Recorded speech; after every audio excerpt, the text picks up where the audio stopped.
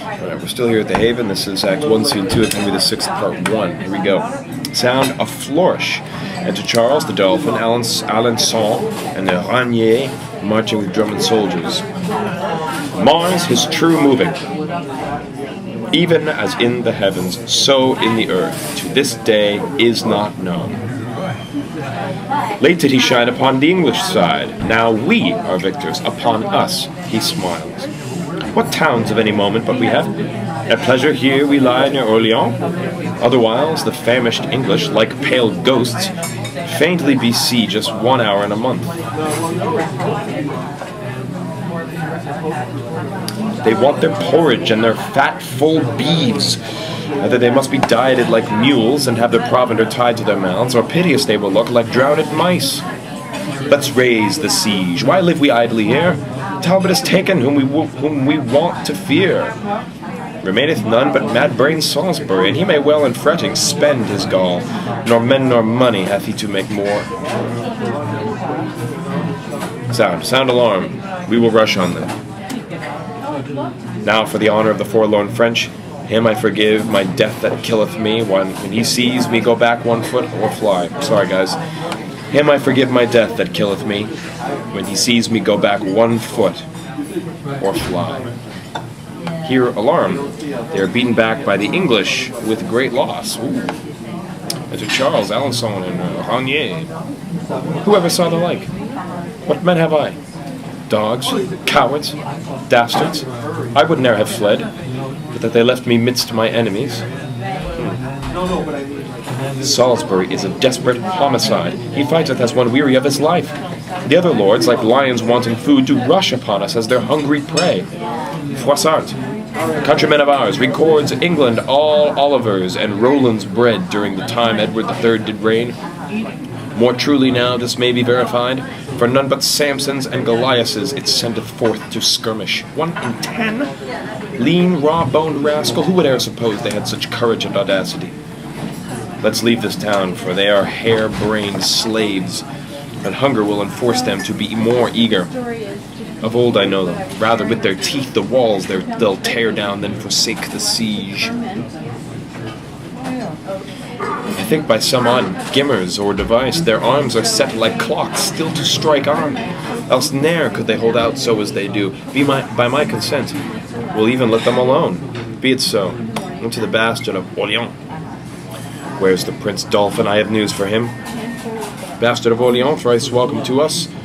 Methinks your looks are sad, your cheer appalled. Hath the late overthrow wrought this offence? Be not dismayed, for succor is at hand. A holy maid hither with me I bring, which by a vision sent to her from heaven, ordained is to raise this tedious siege and drive the English forth the bounds of France. The spirit of deep prophecy she hath, exceeding the 9 Sibyls of old Rome. What's past and what's to come she can descry. Speak, shall I call her in? Believe my words, for they are certain and infallible. Go call her in, but first, to try her skill, Renier, stand thou as Dolphin in my place. Question her proudly, let thy looks be stern. By this means shall we sound what skill she hath. Enter Joan Puzzle. Fair maid, is't thou wilt do these wondrous feats? Renier, is't thou that thinkest to beguile me? Where is the Dolphin? Come from behind. I know thee well, though never seen before. Be not amazed, there's nothing hid from me.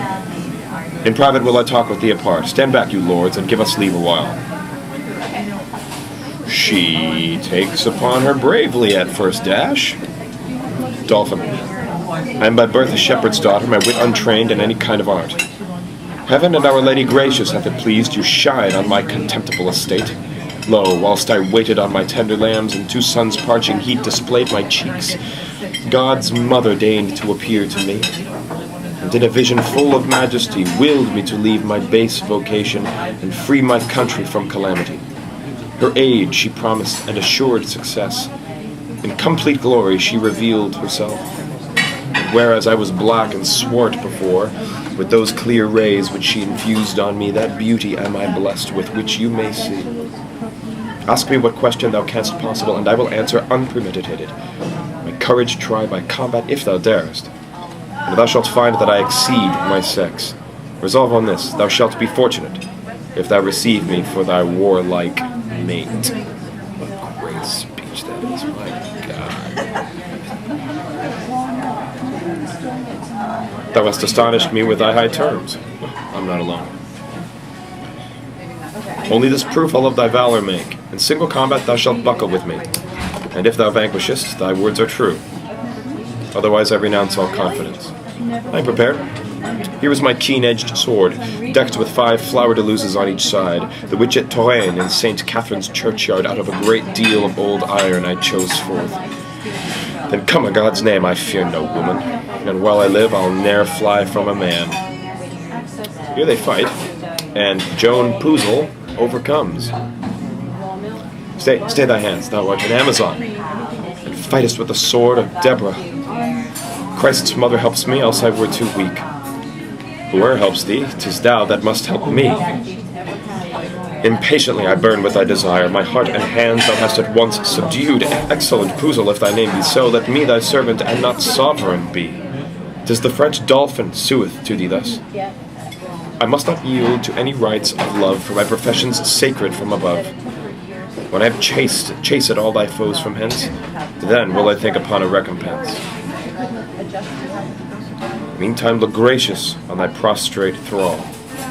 My lord, methinks, is very long in talk. Doubtless he shrives this woman to her smock, else ne'er could he so long protract his speech.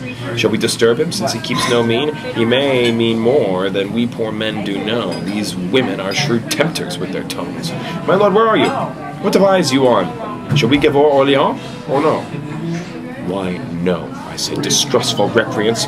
Fight to the last gasp, I'll be your guard. What she says, I'll confirm. We'll fight it out. Assigned am I to be the English scourge.